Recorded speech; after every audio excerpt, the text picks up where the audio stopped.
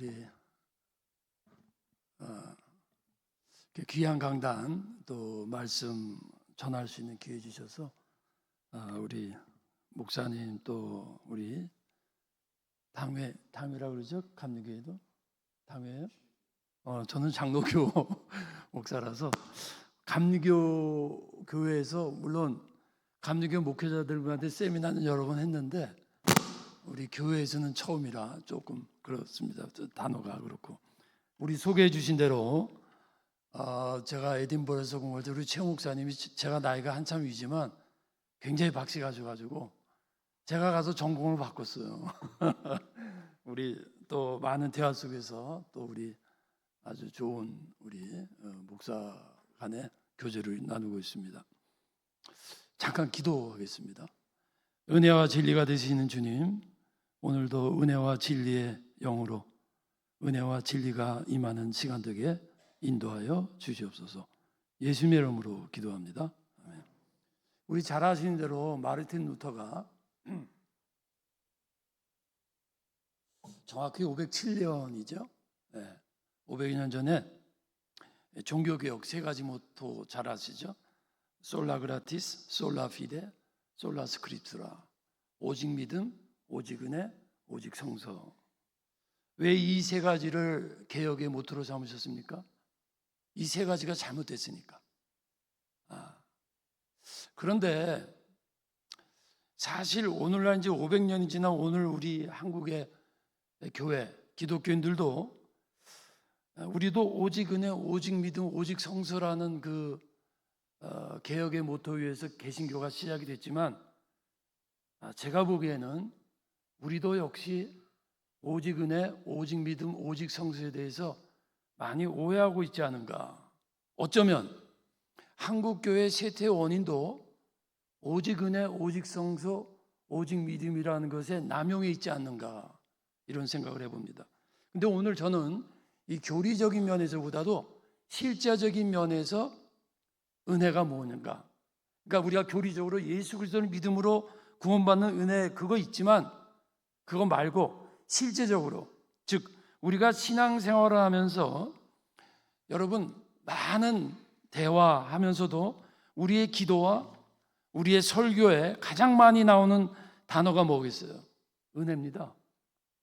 여러분 사랑이란 단어만큼 뭐 예술과 문학과 영화 드라마가 가장 큰 주제지만 그것만큼 많은 오해도 없죠. 비슷해요.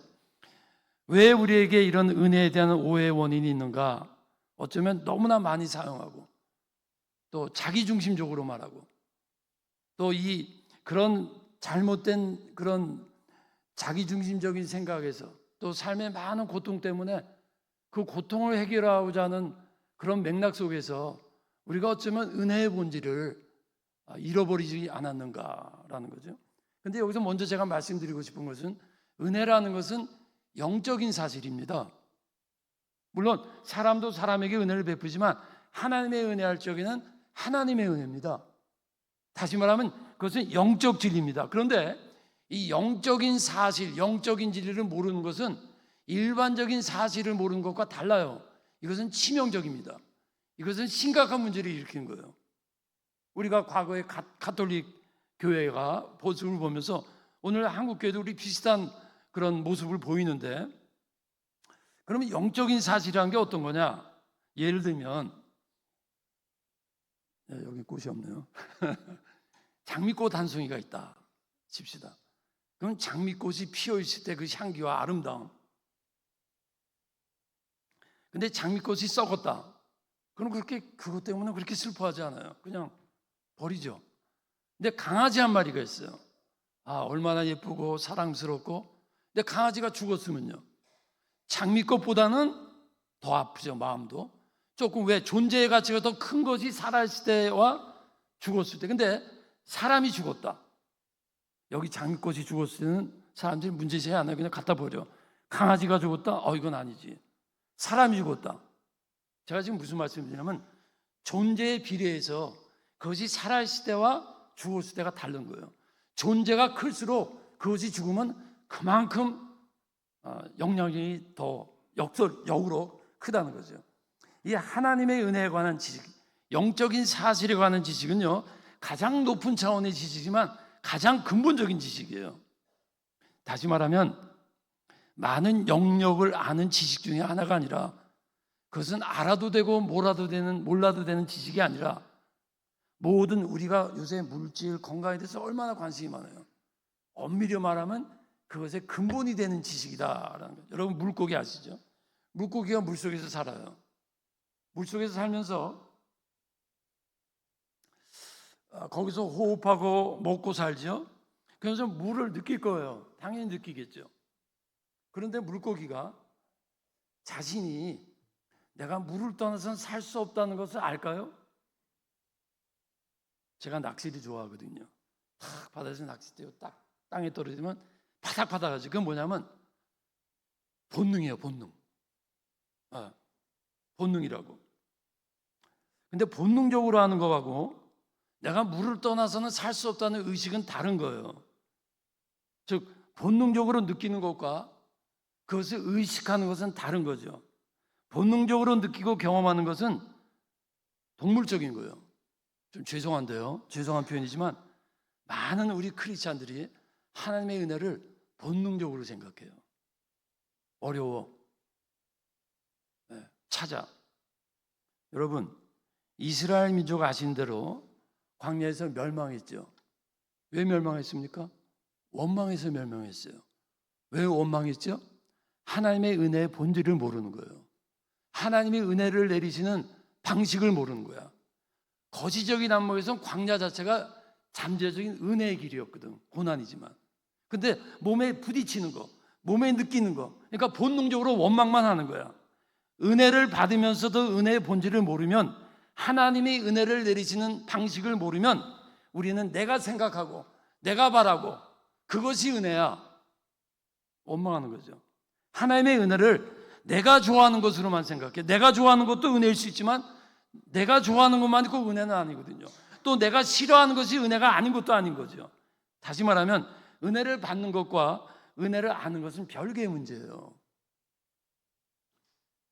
은혜를 받는 것과 내가 은혜다고 느끼는 것과 사실 은혜라는 것은 별개의 문제예요. 즉, 그러므로 은혜 받는 것만큼 중요한 건 뭐죠? 저는 종종 질문을 해요. 주로 앞에 있는 분한테 질문을 해요. 그래도 안 웃으신다 여기는.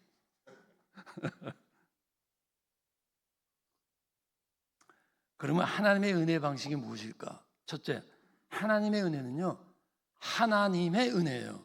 신적 은혜예요. 신적 은혜가 뭐죠? 하나님의 방식의 은혜예요. 다시 말하면 우리의 인간의 이해로 이해될 수 있는 것도 있지만 우리의 인간의 이해와 경험을 뛰어넘는 방식으로 은혜가 임하신다고. 그러니까 오해하는 거예요. 그러니까 하나님의 은혜를 종종 저주까지라고 생각하는 거예요. 그러니까 불평불만 나오는 거죠. 여러분, 이스라엘 민족이 애굽에서 400년 살았잖아요. 400년 살았다는 건요, 노예의식에 찌들었다는 거예요.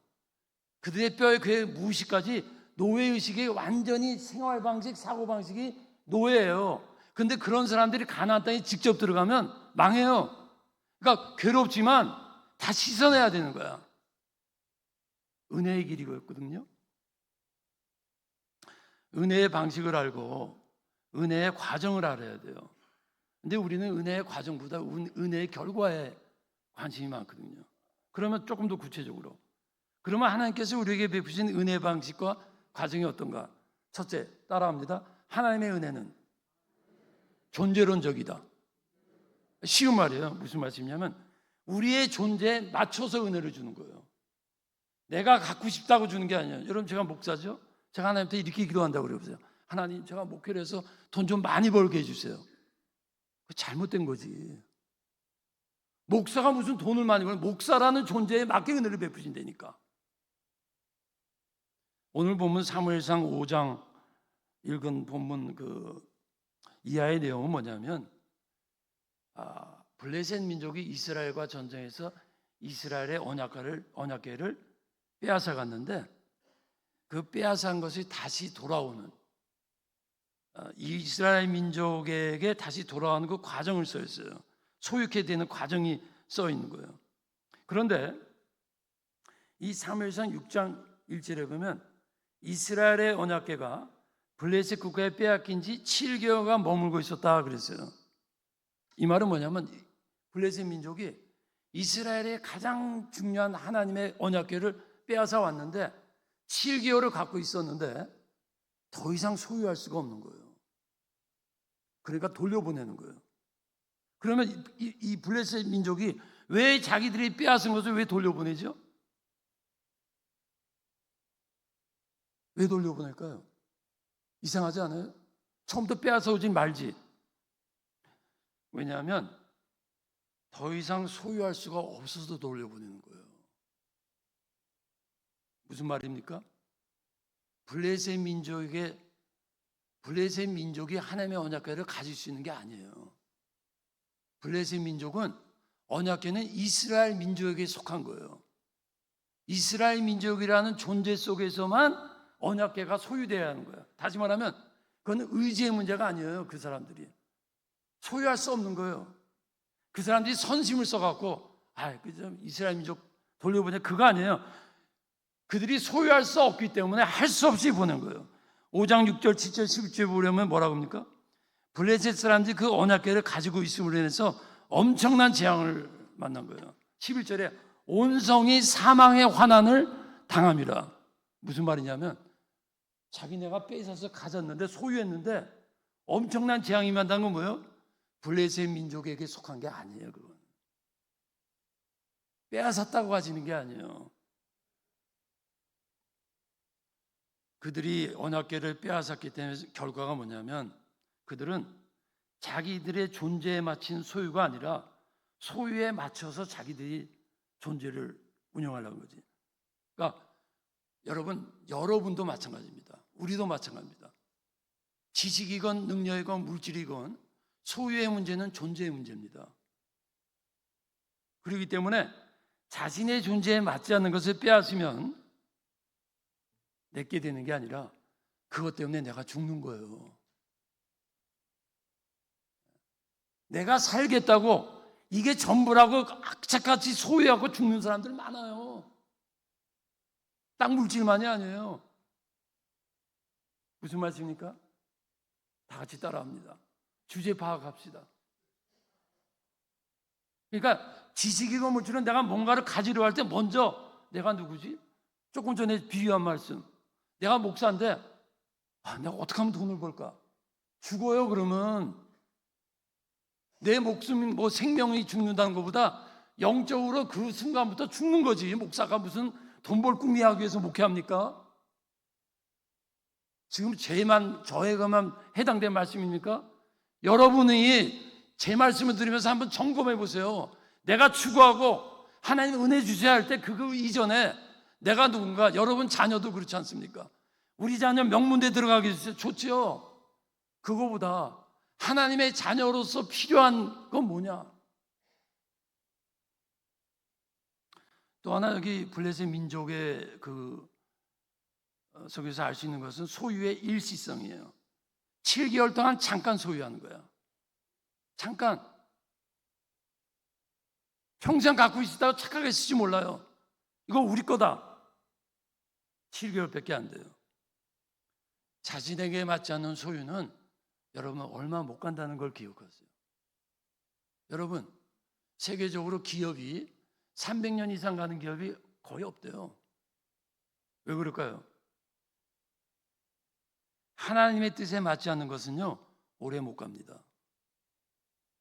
무엇이든지 그렇습니다.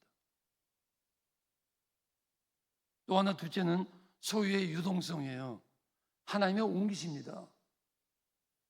뺏었다? 잠깐이야. 그 다음에 그거를 다시 유동하는 거예요. 옮기는 거예요. 다시 돌아오잖아요. 여러분 돈, 한국말의 돈이 원래 뜻이 무엇인지 아십니까?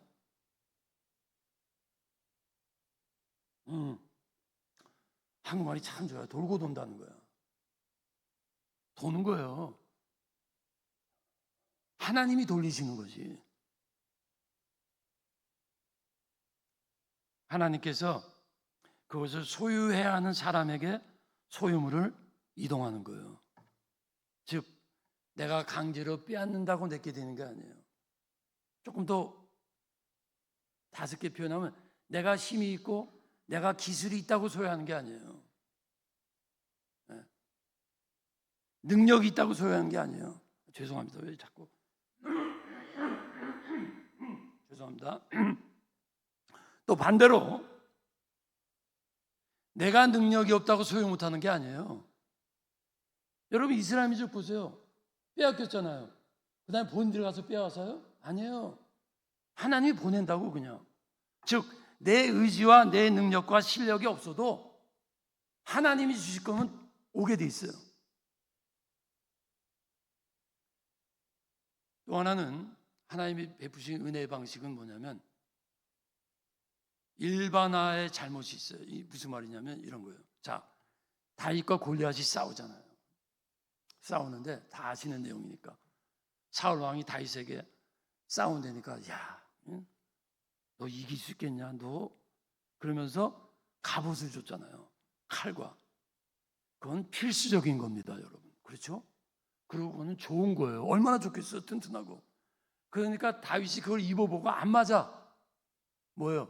내 존재에 내 몸뚱아리가 안 맞아. 보세요. 근데 이거 좋은 거니까 비싼 거고 멋있으니까 꾸역꾸역 입으면 나가서 죽는 거예요. 그런데 사울이 왜 다윗에게 그걸 줬을까요? 갑옷은 좋은 거니까. 칼은 필요하니까. 이게 뭔지 아세요? 다시 말하면 사울은 일반적인 관점에서 준 거예요. 일반적인 관점에서 볼 때 군사는 갑옷을 입어야 돼. 그러나 다윗과 같은 경우는 그걸 일반적인 관점에서 봤거나 일반화시키면 죽는 거예요. 여러분 우리들이 얼마나 일반적인 거 추구하죠?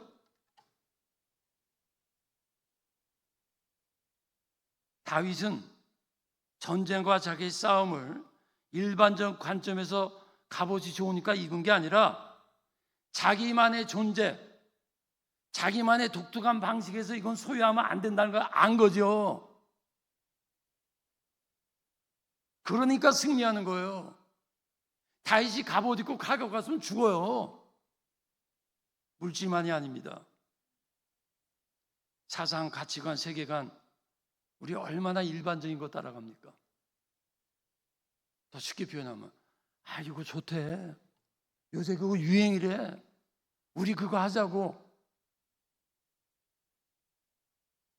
물론 저희들이 일반적인 거 무시할 수는 없어요.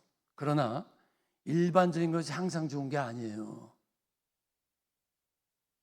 일반적인 거 추구하다가 여러분 제가 오후에도 강의할 때 뭘 말씀드릴 것 같은데 오늘날 이 제너레이션의 문제가 뭡니까? 세속적 가치관이 이전에 소수의 학자들이 주장했던 어떤 상대주의, 해체주의 사상이 일반화됐어요. 왜?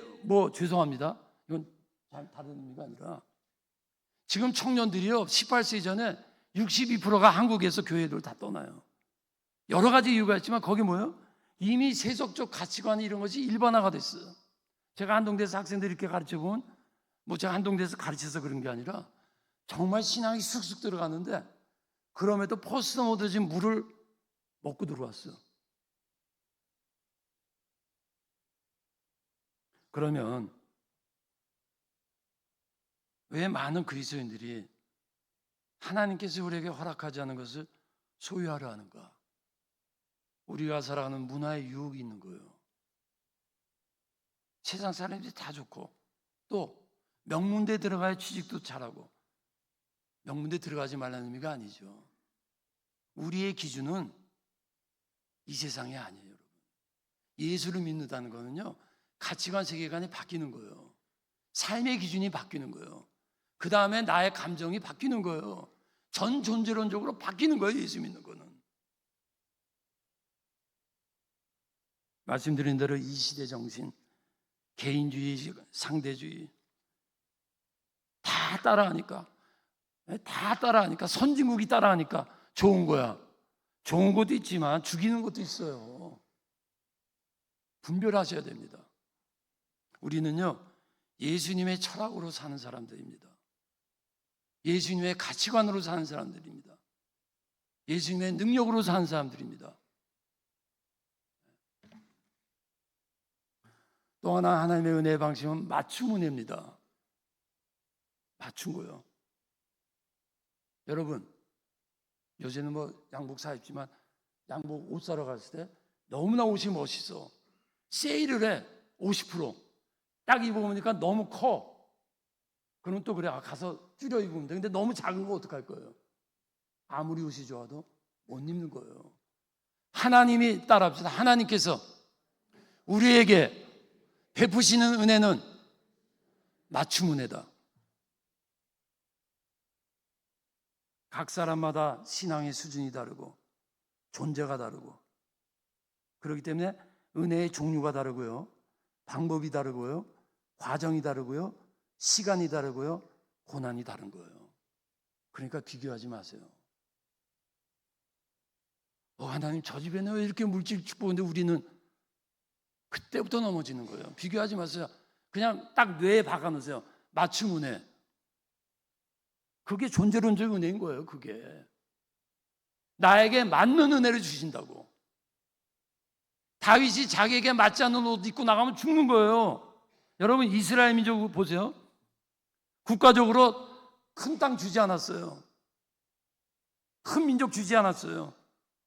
이스라엘 민족 주의 국가가 항상 부러워했어요. 그러니까 사무엘한테 우리도 왕 얻게 해달라고 했잖아요. 근데 그 대신에 주신 게 있어요. 뭐예요? 언약궤를 주셨잖아. 복의 근원이 되는 언약궤를 주셨다고요. 이스라엘 민족은 영적인 보물을 줬어요. 땅은 조그마하고 민족도 작지만. 그러니까 이스라엘 민족이 사는 길은요, 언약을 지키면 하나님이 지키는 거예요. 이스라엘 민족은 언약을 버리면 그들도 버려지는 거야. 핀란드의 유명한 마켓에 이런 문구가 써 있어요. 우리는 옆집 마켓과 경쟁하지 않습니다. 우리는 정직과 경쟁합니다. 멋있잖아요. 정직이 뭐죠? 사업에 돈 벌라는 게 아니라 상업의 본질은 정직이라는 거야. 그러니까 내가 정직과 싸워야 되는 거야. 어떻게 해서든지 정직하게 하자. 우리 문화에 여러 가지 특징이 있어요. 요새 스크린 문화, 스크립처, 스피리추얼리티, 사이언스, 스피드, 신시어리티. 한국이 스피드가 있잖아. 신시어리티, 정직성을 잃어버렸어. 빨리빨리 하다 바른 게 없어졌어. 비유비 하나 떨어졌어요. 우리가 두려워야 하고 조심해야 되는 것은요, 세상 사람 따라가지 못하고 이러다 떨어지지 못하고 그걸 두려워하는 게 아니라, 내가 진정으로 두려워하는 것은 하나님의 말씀, 하나님의 가치관, 하나님의 세계관, 하나님의 기준으로 나는 그걸 지키고 있는가. 유명한 속담 들어보셨죠? 유대인이 안식일을 지킨 게 아니라 안식일이 유대인을 지켰다. 그렇죠? 뭐예요? 하나님의 말씀을 지키면 내 존재를 지키는 거야. 그걸 여러분이 경험하셔야 돼요. 그렇지 않으면 한국의 기독교 문화가 안 생겨요. 복음은 있어도 복음이 삶의 정치, 경제 모든 영역에 들어가야 나라가 바뀌는데, 그렇게 되면 나의 가치관, 그것부터 바뀌는데, 가치관이 바뀌려면 말씀이 실존이 돼야 돼. 실존이 돼서 아하, 이게 진리구나. 그러면 그때부터 문화가 일어나는 거예요. 오늘 보면 결론적으로 요한복음 읽은 것이 맞춤 은혜예요. 여러분, 무슨 얘기냐? 여러분, 예수님께서 소경 고칠 때 어떨 때는 말 한마디로 고쳐요. 어떨 때는 멀리서 그냥 말 한마디로 고쳐요. 어떨 때는 그냥 안수해서 고쳐. 근데 오늘은 왜 더럽게 진흙까지 바르고 침까지 뱉어요? 왜인 줄 아세요? 예수님이 고치는 방법 보면 다 똑같은 게 없다고. 그 뭐냐면 그 존재, 그 사람의 신앙의 수준, 그 사람이 필요한 것, 그 사람이 깨달을 걸 알고 그 과정 속에 메시지가 있는 거예요. 어떤 애에겐 여러 번 안수해야 되고, 어떤 애는 믿음의 행동을 요구하고, 어떤 애는 말도 안 하는데 은혜를 베풀고. 자, 유명한 자신의 딸이 귀신 들려갖고 예수님한테 와서 막 광고하는데 뭐라 하죠? 나는 이스라엘 민족 외에는 보내심 받지 않아. 또 광고하니까 상에 떡을 개에게 주지 않다. 막 모욕적인 언어를 한다고. 그런가 하면 누가복음에 보면 나인성 과부가 외아들이 죽었는데 그 과부는 예수님 찾아가지도 않아. 울고만 있는데 예수님 먼저 찾아와. 보세요. 어떤 여인은 가서 막 강구하는데 모욕적인 언어를 줘. 어떤 여인은 찾아가지도 않는데 예수님이 찾아와. 왜 그런 줄 아세요, 여러분? 그 존재의 수준이 있는 거예요. 거기에 목적이 있는 거예요. 얘는 이렇게 다뤄야 되겠다. 얘는 이렇게 되다. 나인성 과부는 예수님한테 올 힘도 없고 예수님도 몰라. 그럴 땐 전적으로 그냥 찾아가 주셔. 그런데 귀신 들린다는 예수님이 딱 보니까 요거 인물이야. 시험을 맞게. 그 다음에 큰 그릇을 쓰는 거예요. 그게 맞춤은혜예요. 맞춤은혜. 은혜의 차별입니까? 구별입니까? 사람의 개성과 배경과 성품과 사명과 상황과 영적인 상태와 수준에 맞춰서 역사하는 거예요. 그렇기 때문에 다른 목적이 있는 거예요. 우리에게 은혜가 다르기 때문에 고난도 다른 거예요. 과정이 다른 거예요. 하나님께서 아브라함에게 축복할 적에는 갈대아우르를 떠나게 하는 거예요. 요셉은 애굽에 팔리게 가는 거예요. 이런 모든 과정이 다른데 또 하나의 특징은 모든 은혜는 여러분 따라합시다. 모든 은혜는 고난이 동반된다. 성경의 위대한 인물 중에 고난 없는 사람이 있습니까? 근데 우리는 고난 빼고 은혜 그러거든. 그때부터 잘못된 거야. 근데 하나님이 은혜를 주셔서 고난을 주니까 원망하는 거야. 소경, 모든 성경에 은혜의 사람 치고 고난이 없는 사람이 없어요. 그래서 고난에 오면 그건 잠재적 은혜예요. 은혜를 주시기 위한 수단이라고 그게. 그럼 이렇게 질문할 수 있죠. 하나님 그러면 소경이나 처음부터 소경 안 하게 하면 되잖아. 왜 소경되게 하고 고치시냐고. 왜 암 되게 하고 고치시냐고. 암 안 들게 하면 되지. 그것도 은혜예요. 은혜는. 근데 하나님이 다 이유가 있어요. 소경이라는 고난이 있고 눈을 뜰 때 주님의 능력을 아는 거예요. 왜? 우리는 죄인이기 때문에요. 이게 받은 은혜를 깨닫지는 못해요. 또 하나는 어려움 속에서 철저한 죄인임을 알게 돼요. 철저하게 내가 피조물의 한계성을 어려움을 통해서 실감하게 된다고. 그리고 고난 과정 속에서 성화가 돼요. 겸손해져. 고난이 없으면 삶이 피상적인 거예요. 하나님의 말씀을 아무리 증거해도요, 고난이 있는 사람일수록 은혜가 임하는 거예요. 무엇보다도 은혜의 목적은 뭡니까? 은혜의 사람이 되게 함이에요. 제가 굉장히 건강했거든요. 그런데요, 어쩌다 좀 아팠어요. 그러니까는요, 은퇴하고 나서 철들더라고. 그러니까는요, 교인들 아픈 사람이 얼마나 아팠겠다. 지금 와서 철들었어. 목회할 때 하나님께. 근데 또 그렇다고 목회할 때 아프면 못할까 봐. 여러분이 받으시는 모든 은혜는 궁극적 목적이 잘 먹고 잘 사는 거 아니에요. 은혜의 사람이 되는 거예요. 은혜의 사람 받은 걸 베풀면요. 베풀면 베품 속에서는 기쁨이 있는 거야. 거기에 또 축복이 있는 거예요. 예수님 닮게 하기 위함이에요. 예수님 닮게 하기 위함이에요. 락커펠러라고 유명한 다 알죠? 락펠러라죠, 락펠러. 근데 엄밀히 발음이 락커펠러예요. 락커펠러인데 그분이 엄청난 부를 쌓은 다음에 50대에 큰 중병을 앓았습니다. 그래갖고 하루 빵 요만큼 하고 오렌지 주스 한 잔이야. 자신이 한심한 거지. 세계에서 가장 부자인데 하루 세 끼도 제대로 못 먹어요. 그러다 고민하다 어느 날 깨달았어요. 그게 하나님의 은혜지. 뭐냐면 이런 결심합니다. 내가 이대로 죽으면 뭐하나. 한국의 많은 부자들도 좀 그러면 좋겠어요. 깨달음이 있으면 좀 깨달으면 좋겠어요. 그러다가 이분은 어떻게 깨달았냐면 그렇지 좀 베풀자. 그래갖고 그때부터 구제사업 학교 병원 엄청나게 다 구제한 거야. 근데 어느 날 병이 싹 난 거야.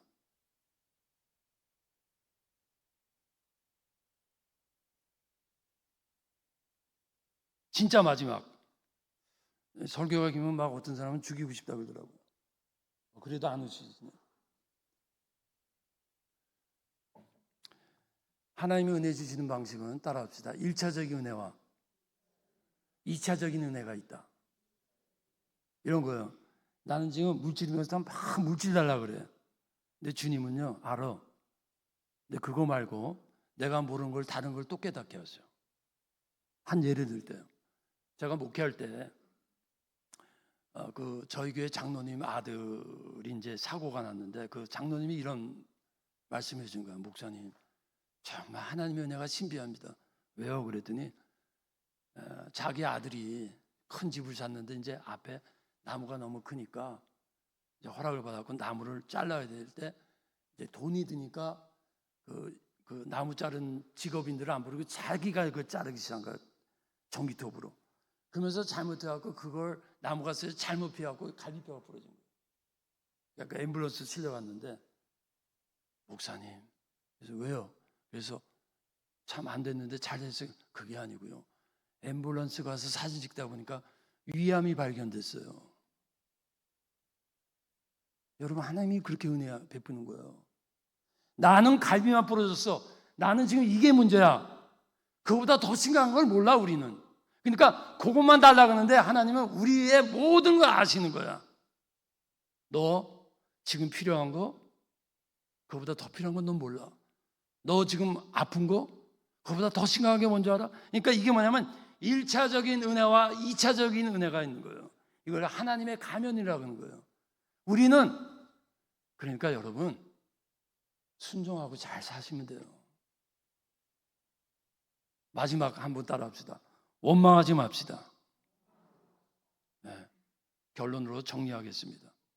우리가 은혜를 누리고 산다고 하면서 정말 우리는 은혜를 바로 알고 있는가? 그걸 바로 알아야 되는 것은 그건 영적인 거기 때문에 이스라엘 민족이 은혜 받고 멸망당한 거예요. 간단해요. 은혜의 과정을 모르고 자기 방식으로 생각하고 은혜의 방법을 몰란 거예요. 그럼 하나님 어떻게 은혜 방법하냐? 존재론적으로요. 블레셋 사람에게는 언약궤 안 줘요. 이스라엘 민족은 빼앗긴 건데 오는 거예요. 또 일시적인 게 있어요. 소유가 유동적인 거예요. 맞춤은혜예요. 내 존재, 내 사명, 나의 앞으로 일 맞춤은혜. 하나님의 사람이 되게, 은혜의 사람이 되게, 예수 십자가의 보혈을 알게 하기 위해서 고난을 주는 거예요. 1차적인 은혜와 2차적인 은혜가 있는 거예요. 이런 걸 마음속에 다짐하시고 은혜 생활하기를 축원합니다. 기도하겠습니다. 하나님, 하나님의 은혜가 무엇인지 말씀 증거했습니다. 이 말씀이 우리 성도님들 심령 속에 살아서 그거 붙들고 그거 경험하며 감사하는 삶이 되게 하여 주시옵소서. 예수님의 이름으로 기도합니다. 아멘.